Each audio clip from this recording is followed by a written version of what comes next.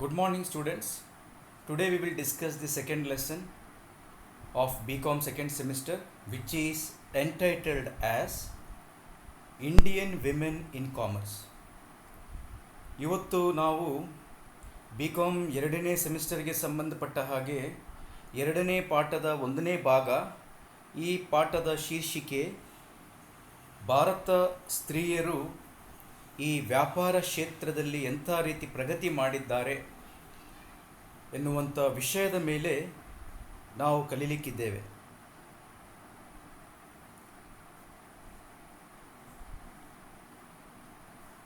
Whatever you do, be different.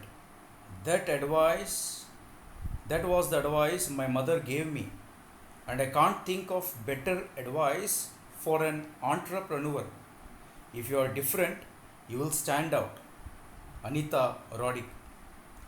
Anita ರಾಡಿಕ್ ಅನ್ನುವವರು ಒಂದು ಹೇಳಿಕೆಯನ್ನು ಕೊಡ್ತಾರೆ. ನಾವು ಏನೇ ಆಗಿದ್ದರೂ ಬೇರೆ ಆಗಿರಬೇಕು, ಏನೇ ಕೆಲಸ ಮಾಡಿದರೂ ಬೇರೆ ರೀತಿ ಒಂದು ಸೃಜನಾತ್ಮಕವಾದಂಥ ರೀತಿಯಲ್ಲಿ ಮಾಡಬೇಕು. ಇದು ಅವರ ತಾಯಿ ಕೊಟ್ಟ ಸಲಹೆಯಾಗಿತ್ತು. ಒಂದು ವೇಳೆ ಮಹಿಳೆಯರು ಈ ಆಂಟ್ರಪ್ರನೂವರ್ಸ್ ಅಥವಾ ಉದ್ದಿಮೆಗಾರರು ಆಗಬೇಕಾದ್ರೆ ಈ ಸಲಹೆಯನ್ನು ಅವರು ಪಾಲಿಸಬೇಕು. Women entrepreneurs may be defined as the women or group of women who initiate, organize and cooperate a business enterprise.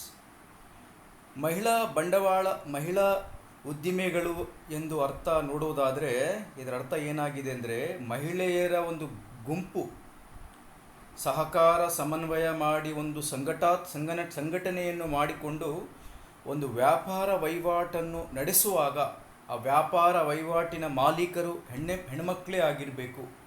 ಅದನ್ನೇ ವಿಮೆನ್ ಆಂಟ್ರಪ್ರನೂವರ್ಸ್ ಅಂತ ಹೇಳ್ತಾರೆ, ಮಹಿಳಾ ಉದ್ದಿಮೆಗಳು ಅಂತ ಅವರನ್ನು ಹೇಳ್ತಾರೆ.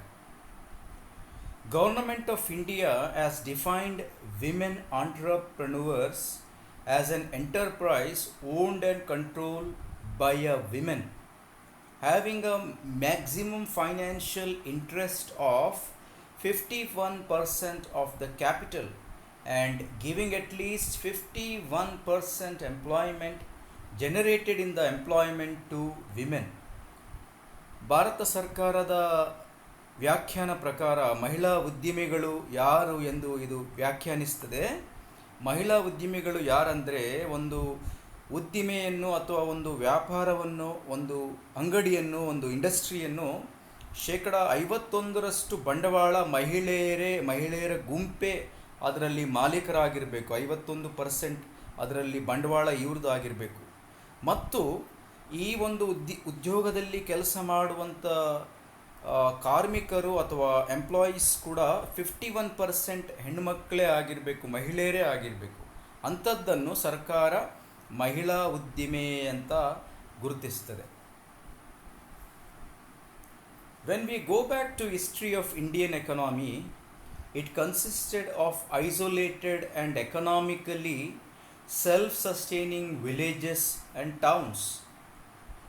ನಾವು ಭಾರತದ ಆರ್ಥಿಕ ಇತಿಹಾಸದ ಕುರಿತು ಸ್ವಲ್ಪ ಹಿಂದೆ ಹೋಗುವುದಾದರೆ ಅಲ್ಲಿ ನಾವು ನೋಡ್ತೇವೆ ಭಾರತದ ಒಂದು ಔದ್ಯೋಗಿಕ ಅಥವಾ ಆರ್ಥಿಕ ವಿಷಯಗಳು ಗ್ರಾಮಗಳಲ್ಲಿ ಮತ್ತು ಚಿಕ್ಕ ಪಟ್ಟಣಗಳಲ್ಲಿ ಕೇಂದ್ರೀಕೃತವಾಗಿದ್ದವು. Which were mainly the centres of administration, trade and commerce. ಈ ಹಳ್ಳಿಗಳು, ಈ ಊರುಗಳಲ್ಲಿ, ದೊಡ್ಡ ದೊಡ್ಡ ನಗರಗಳಲ್ಲಿ, ಚಿಕ್ಕ ನಗರಗಳಲ್ಲಿ ಕೇಂದ್ರೀಕೃತ ಒಂದು ವ್ಯಾಪಾರ ನಡೆಸುವಂಥ ಕೇಂದ್ರಗಳನ್ನು ವ್ಯಾಪಾರದ ಮತ್ತು ವಾಣಿಜ್ಯದ ಕೇಂದ್ರಗಳು ಎಂದು, ಮುಖ್ಯ ಕೇಂದ್ರಗಳು ಎಂದು ಗುರುತಿಸಲಾಗ್ತಾ ಇತ್ತು. The villages had simple division of labour and population had 2 main sectors. ಈ ಗ್ರಾಮಗಳಲ್ಲಿ ಕೆಲಸವನ್ನು ವಿಭಜಿಸಲಾಗ್ತಾ ಇತ್ತು. ಜನಸಂಖ್ಯೆ ಏನು ಮಾಡ್ತಾ ಇತ್ತು ಅಂದರೆ ಕೆಲಸವನ್ನು ವಿಭಜನೆ ಮಾಡ್ತಾ ಇತ್ತು, 2 ವಲಯಗಳು ಮಾಡ್ತಾ ಇತ್ತು. 2 ಸೆಕ್ಟರ್ಸ್ ಆಗಿ ಡಿವೈಡ್ ಮಾಡ್ತಾ ಇತ್ತು ಜನಸಂಖ್ಯೆಯನ್ನು. ಅದು ಯಾವುದಾಗಿದೆ ಎಂಬುದಾಗಿ ನೋಡೋಣ. ಫಾರ್ಮರ್ಸ್, ಮೊದಲನೇದಾಗಿ farmers who cultivated the land and tended the cattle. ಇದರ ಮೊದಲ ಗ್ರೂಪಲ್ಲಿ ಹಳ್ಳಿಗಳಲ್ಲಿ ಬರುವಂಥ ಜನಸಂಖ್ಯೆಯಲ್ಲಿ ಒಂದು ಗುಂಪು ಯಾವುದು ಅಂದರೆ ಒಂದು ವರ್ಗ, ಅದು ಕೃಷಿ ಕಾರ್ಮಿಕರ, ವ್ಯವಸಾಯ ಮಾಡುವವರ ಗುಂಪಾಗಿತ್ತು. ಇವರು ಕಲ್ಟಿವೇಷನ್ ಮಾಡ್ತಾ ಇದ್ದರು, ಭೂಮಿಯ ಮೇಲೆ ಹೊಲಗಳನ್ನು ಬಿತ್ತನೆ ಮಾಡ್ತಾ ಇದ್ದರು, ಫಲಗಳನ್ನು ಕೊಯ್ತಾ ಇದ್ದರು.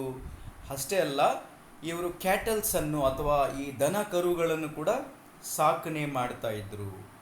ಆ್ಯಂಡ್ ಎರಡನೇ ಗುಂಪು, ಸೆಕೆಂಡ್ ಸೆಕ್ಟರ್, ಇದರಲ್ಲಿ ಬರುವವರು ಹಳ್ಳಿಗಳಲ್ಲಿ ಆರ್ಟಿಸನ್ಸ್ ಅಂದರೆ ಕುಶಲ ಶಿಲ್ಪಿಗಳು, ಕುಶಲಕಾರರು, ಕುಶಲ ಕುಶಲ ಕೆಲಸ ಮಾಡುವಂಥ ಕೆಲಸಗಾರರು. ಇವರು ಯಾರು? These people were the one providing essential services and manufacturers to the villages. ಇವರು ಯಾರಂದರೆ ಹಳ್ಳಿಗೆ ಸಂಬಂಧಪಟ್ಟಂಥ ಬೇಕಾಗಿರುವಂಥ ವಿಷಯಗಳನ್ನು, ಉದ್ಯೋಗಗಳನ್ನು, ವಸ್ತುಗಳನ್ನು ಇವರು ಉತ್ಪನ್ನ ಮಾಡಿ ಹಳ್ಳಿಗಳಿಗೆ ಕೊಡ್ತಾ ಇದ್ದರು. Artisans consisted of weavers, goldsmiths, blacksmiths, washermen, cobblers, carpenters, potters, oil pressers, barbers, etcetera. ಈ ಕುಶಲ ಲೇಬರ್ಸಲ್ಲಿ ಯಾರೆಲ್ಲ, ಸ್ಕಿಲ್ಡ್ ವರ್ಕ್ ಫೋರ್ಸಲ್ಲಿ ಯಾರೆಲ್ಲ ಸೇರಿದ್ರೆ ಅಂದರೆ ವೀವರ್ಸ್, ನೇಕಾರರು, ಮತ್ತು ಬಂಗಾರದಿಂದ ಕೆಲಸ ಮಾಡುವವರು, ಮತ್ತು ಬ್ಲ್ಯಾಕ್ ಸ್ಮಿತ್, ಅಕ್ಕಸಾಲಿಗ, ಮತ್ತು ವಾಷರ್ಮೆನ್, ಧೋಬಿಗಳು, ಕಾಬ್ಲರ್ಸ್ ಅಂತ ಹೇಳಿದರೆ ಚರ್ಮದಿಂದ ವಸ್ತುಗಳನ್ನು ತಯಾರು ಮಾಡುವವರು, ಕಾರ್ಪೆಂಟರ್ಸ್ ಬಡಗಿಯರು, ಮತ್ತು ಕುಂಬಾರರು, ಗಾಣಿಗೆಯಲ್ಲಿ ಎಣ್ಣೆಯನ್ನು ಉತ್ಪನ್ನ ಮಾಡುವವರು, ಬಾರ್ಬರ್ಸ್ ಅಂದರೆ ಕ್ಷೌರಿಕರು, ಇತ್ಯಾದಿ ಈ ಗುಂಪಲ್ಲಿ ಸೇರಿದೆ. These were the people doing the entrepreneurial work in the ancient society. ಇವರುಗಳು ಪ್ರಾಚೀನ ಸಮಾಜದಲ್ಲಿ ಈ ವ್ಯಾಪಾರ, ಉದ್ದಿಮೆ, ಆಂಟ್ರಪ್ರನೂವರ್ ಅಂದರೆ ಉದ್ದಿಮೆಗೆ ಸಂಬಂಧಪಟ್ಟಂಥ ಕೆಲಸಗಳನ್ನು ಈ ಎರಡೂ ಗುಂಪುಗಳು ಪುರಾತನ ಸಮಾಜದಲ್ಲಿ, ಭಾರತ ಸಮಾಜದಲ್ಲಿ ತೊಡಗಿದ್ರು. ಏನ್ಷಿಯಂಟ್ ಅಂತ ಹೇಳಿದರೆ ಪುರಾತನ. All these occupations var hereditary. ಈ ಎಲ್ಲ ಉದ್ಯೋಗಗಳು ವಂಶ ಪರಂಪರೆಯಿಂದ ನಡೆಸಿಕೊಂಡು ಕೆಲಸದಲ್ಲಿ ಮಗ್ನರಾಗಿ ಬಂದಂಥ ಕೆಲಸಗಳಾಗಿದ್ವು. ಆಕ್ಯುಪೇಷನ್ಸ್ ಅಂದರೆ ಕೆಲಸಗಳು, ಹೆರಿಡಿಟರಿ ಅಂದರೆ ವಂಶ ಪಾರಂಪರಿಕವಾಗಿ. Entrepreneurship among women was also there in the ancient period, as they used to work at home and help the male members. ಈ ಉದ್ದಿಮೆಶೀಲತೆ ಪ್ರಾಚೀನ ಭಾರತ ಸ್ತ್ರೀಯರು ಕೂಡ ಇದರಲ್ಲಿ ತೊಡಗಿದ್ರು. ಅದು ಹೇಗೆ ಅಂದರೆ ಅವರು ಮನೆಯಲ್ಲೇ ಉಳಿದುಕೊಂಡು ತಮ್ಮ ಗಂಡಂದರಿಗೆ ಅಥವಾ ತಮ್ಮ ಮನೆಯಲ್ಲಿರುವಂಥ ಪುರುಷ ಸದಸ್ಯರುಗಳಿಗೆ ನೆರವು ನೀಡ್ತಾ ಇದ್ದರು. ಸಹಾಯ ಮಾಡುವ ಮೂಲಕ ಉದ್ದಿಮೆಯಲ್ಲಿ ಇವರು ಕೂಡ ಭಾಗವಹಿಸಿದರು.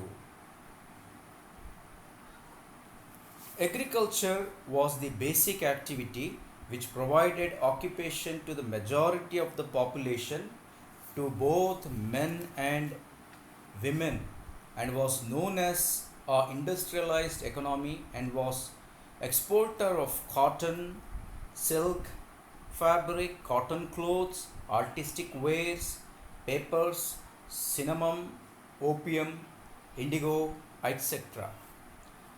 ಪುರಾತನ ಭಾರತದಲ್ಲಿ ಕೃಷಿಯ ಒಂದು ಔದ್ಯೋಗಿಕ ಕೆಲಸದಿಂದಲೇ ಭಾರತದ ಪೂರ್ತಿ ಅಥವಾ ಒಂದು ದೊಡ್ಡ ಸಮೂಹ, ಇದರಲ್ಲಿ ಹೆಣ್ಣುಮಕ್ಕಳು ಮತ್ತು ಗಂಡು ಮಕ್ಕಳು, ಹೆಣ್ಣು ಸಮುದಾಯ ಮತ್ತು ಗಂಡು ಸಮುದಾಯ ಈ ಒಂದು ಉದ್ದಿಮೆಯಲ್ಲಿ ತೊಡಗಿದ್ರು. ಪ್ರಾಚೀನ ಭಾರತದ ಇದೇ ಒಂದು ಕೈಗಾರಿಕೆಯ ಆರ್ಥಿಕ ಕೇಂದ್ರವಾಗಿತ್ತು. ಇದರಿಂದ ಭಾರತ ಅನೇಕ ವಿಷಯಗಳನ್ನು ಬೇರೆ ದೇಶಗಳಿಗೆ ಎಕ್ಸ್ಪೋರ್ಟ್ ಮಾಡಿತು, ರಫತು ಮಾಡ್ತಾ ಇತ್ತು. ಅದರಲ್ಲಿ ಕೃಷಿಗೆ ಸಂಬಂಧಪಟ್ಟಂಥ ಉತ್ಪನ್ನಗಳಾಗಿದ್ದವು ಉಣ್ಣೆ ಮತ್ತು ಸಿಲ್ಕ್ ಫ್ಯಾಬ್ರಿಕ್, ರೇಷ್ಮೆ ಬಟ್ಟೆಗಳು ಮತ್ತು ಉಣ್ಣೆಯ ಬಟ್ಟೆಗಳು ಮತ್ತು ಕಲಾಕೃತಿಗಳು, ಈ ಪೇಪರ್ಸ್ಗಳು, ಸಿನಮಮ್ ಅಂತ ಹೇಳಿದರೆ ಮಸಾಲ, ಯಾಲಕ್ಕಿ ಅಥವಾ ಮಸಾಲ ಸಾಮಾನುಗಳು, ಓಪಿಯಂ ಅಂದರೆ ಅಫೀಮ್, ಇಂಡಿಗೋ ಅಂದರೆ ಕೇಸರ್ ಇವೆಲ್ಲ ಕೃಷಿಯಿಂದ ಬರುವಂಥ ಉತ್ಪನ್ನಗಳನ್ನು ಬೇರೆ ದೇಶಗಳಿಗೆ ಭಾರತ ರಫ್ತು ಮಾಡುತ್ತಾ ಇತ್ತು. But with the advent of British rule in the medieval period the Indian economy became very weak.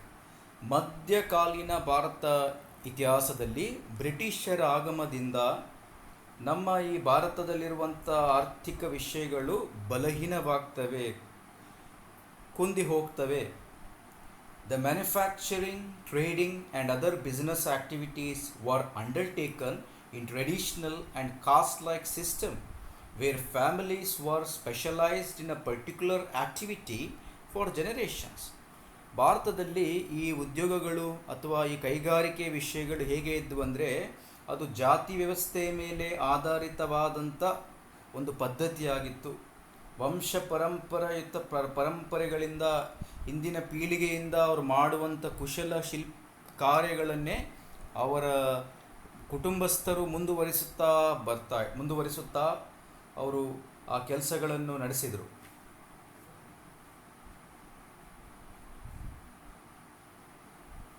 As decades passed, tremendous changes were felt in the status of women in Indian society.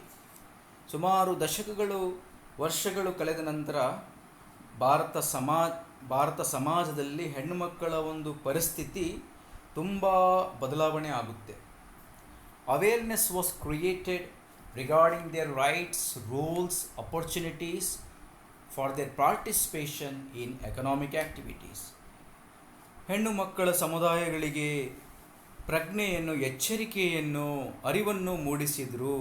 ಅವರ ಹಕ್ಕುಗಳ ಕುರಿತು, ಅವರ ಕಾನೂನುಗಳ ಕುರಿತು, ಅವರಿಗೆ ಸಿಗುವಂಥ ಸಮಾನವಾದ ಅವಕಾಶಗಳ ಕುರಿತು, ಯಾಕೆ ಹೆಣ್ಣು ಮಕ್ಕಳು ಆರ್ಥಿಕ ಚಟುವಟಿಕೆಯಲ್ಲಿ ಕ್ರಿಯಾತ್ಮಕವಾಗಿ ಭಾಗವಹಿಸಬೇಕು ಎಂಬುದನ್ನು ಕೂಡ ಇವರಿಗೆ ತಿಳಿ ಹೇಳಲಾಯಿತು.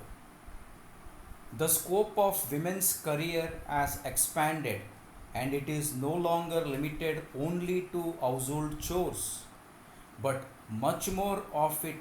Women have crossed all the barriers and have entered into almost every field: law, media, film, industry, public services, arts, sports, literature, armed forces, entrepreneurship, etc. ಇಂದು ಮಹಿಳೆಯರ ಒಂದು ಉದ್ಯೋಗ ಮಾಡಲಿಕ್ಕೆ ದೊಡ್ಡದಾದಂಥ ಸ್ಕೋಪ್ ಇವರಿಗೆ ಒದಗಿಸಲಾಗಿದೆ. ಇವರಿಗೆ ಒಂದು ವಿಶಾಲವಾದಂಥ ಆರ್ಥಿಕವಾದಂಥ ವಿಷಯದಲ್ಲಿ ಭಾಗವಹಿಸಲಿಕ್ಕೆ ಅವಕಾಶಗಳಿದೆ. ಇವರು ಮನೆಯ ವಸ್ತಿಲಿಂದ ಹೊರಗೆ ಬಂದುಬಿಟ್ಟು ಅವ್ರಿಗಿರುವಂಥ ಸಾಮಾಜಿಕವಾದಂಥ ಕಟ್ಟುಪಾಡುಗಳನ್ನು ಮುರಿದು ಅನೇಕ ಕ್ಷೇತ್ರಗಳಲ್ಲಿ ಮೇಲುಗೈಯನ್ನು ಸಾಧಿಸಿದ್ದಾರೆ. ಉದಾಹರಣೆಗಾಗಿ ಕಾನೂನಿನಲ್ಲಿ ಆಗಿರ್ಬೋದು, ಮೀಡಿಯಾದಲ್ಲಿ ಆಗಿರ್ಬೋದು, ಫಿಲಿಮ್ ಇಂಡಸ್ಟ್ರಿದಲ್ಲಿ ಆಗಿರ್ಬೋದು, ಅಡ್ವರ್ಟೈಸ್ಮೆಂಟ್ ಇಂಡಸ್ಟ್ರಿ ಆಗಿರ್ಬೋದು, ಪಬ್ಲಿಕ್ ಸರ್ವಿಸ್ ಆಗಿರ್ಬೋದು, ಆಫೀಸರ್ಸ್ ಆಗಿ ಬರ್ತಾ ಇದ್ದಾರೆ. IAS officers, KAS officers, arts ಕಲಾಕೃತಿಗಳಲ್ಲಾಗಿರ್ಬೋದು, ಮತ್ತು ಕ್ರೀಡೆಯಲ್ಲಿ, ಲಿಟ್ರೇಚರಲ್ಲಿ, ಸಾಹಿತ್ಯದಲ್ಲಿ, ಮಿಲಿಟ್ರಿಯಲ್ಲಿ ಕೂಡ ಏರೋಪ್ಲೇನ್ ಪೈಲಟ್ಸ್ ಆಗಿ ಕೆಲಸ ಮಾಡ್ತಾ ಇದ್ದಾರೆ, ಫೌಜಿಗಳಾಗಿ ಕೆಲಸ ಮಾಡ್ತಾ ಇದ್ದಾರೆ. ಮತ್ತು ಆಂಟ್ರಪ್ರನರ್ಶಿಪ್, ಉದ್ದಿಮೆಗಾರರು ಆಗಿ ಕೂಡ ಕೈಗಾರಿಕೆಗಳನ್ನು ನಡೆಸ್ತಾ ಇದ್ದಾರೆ. ಇವುಗಳು ಖಾಲಿ ಪುರುಷರಿಗೆ ಇದ್ದು ಒಂದಾನೊಂದು ಕಾಲಕ್ಕೆ. ಈಗ ಹೆಣ್ಣುಮಕ್ಕಳು ಈ ಉದ್ಯೋಗದಲ್ಲಿ ಸೇರ್ತಾ ಇದ್ದಾರೆ.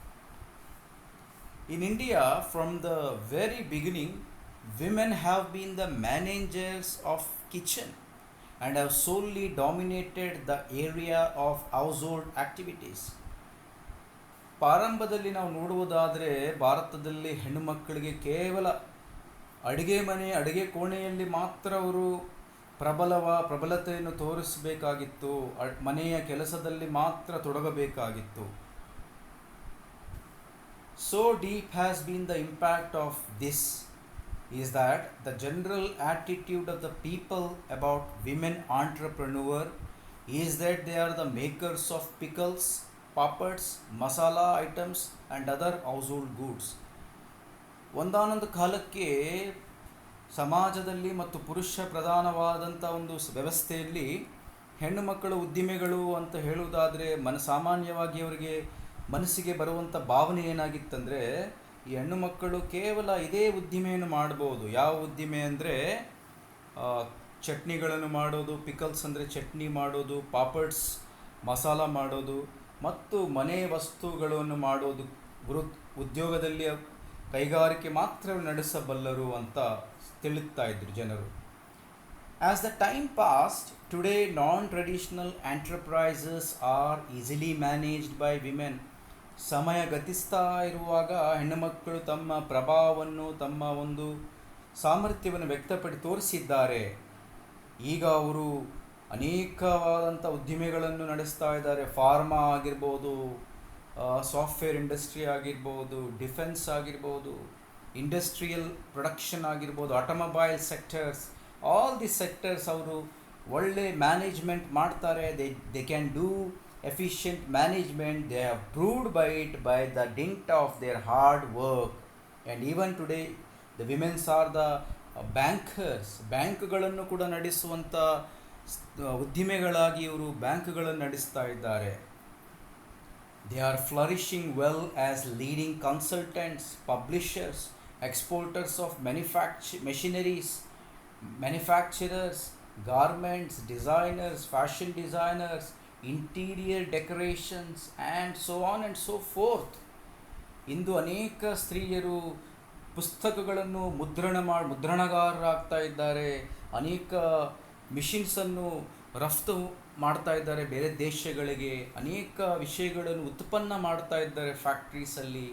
ಗಾರ್ಮೆಂಟ್ ಇಂಡಸ್ಟ್ರಿಯ ಮಾಲೀಕರಿವರಾಗಿದ್ದಾರೆ, ಡಿಸೈನರ್ಸ್ ಆಗಿದ್ದಾರೆ, ಬಟ್ಟೆ ಡಿಸೈನ್ಸ್ ಮಾಡ್ತಾ ಇದ್ದಾರೆ. ಮತ್ತು ಮನೆಗಳನ್ನು ಕೂಡ ಇಂಟೀರಿಯರ್ ಡೆಕೋರೇಟರ್ಸ್ ಅಂದರೆ ಮನೆಯನ್ನು ಡಿಸೈನ್ಸ್ ಮಾಡ್ತಾ ಇದ್ದಾರೆ, ಇಂಜಿನಿಯರ್ಸ್ ಆಗಿದ್ದಾರೆ, ಬಿಲ್ಡರ್ಸ್ ಆಗಿದ್ದಾರೆ, ಇತ್ಯಾದಿ ಕ್ಷೇತ್ರದಲ್ಲಿ ಇಂದಿನ ಮಹಿಳೆಯರು ಭಾಗವಹಿಸ್ತಾ ಇದ್ದಾರೆ. ಸೊ ವಿದ್ಯಾರ್ಥಿಗಳೇ, ಇವತ್ತಿನ ಒಂದು ಚರ್ಚೆಯಲ್ಲಿ ಭಾರತ ಮಹಿಳೆಯರು ಹೇಗೆ they were in the field of commerce and business and economy. We have learnt it, and why it is important for a country to actively involve the women force in the performing sector of the economy.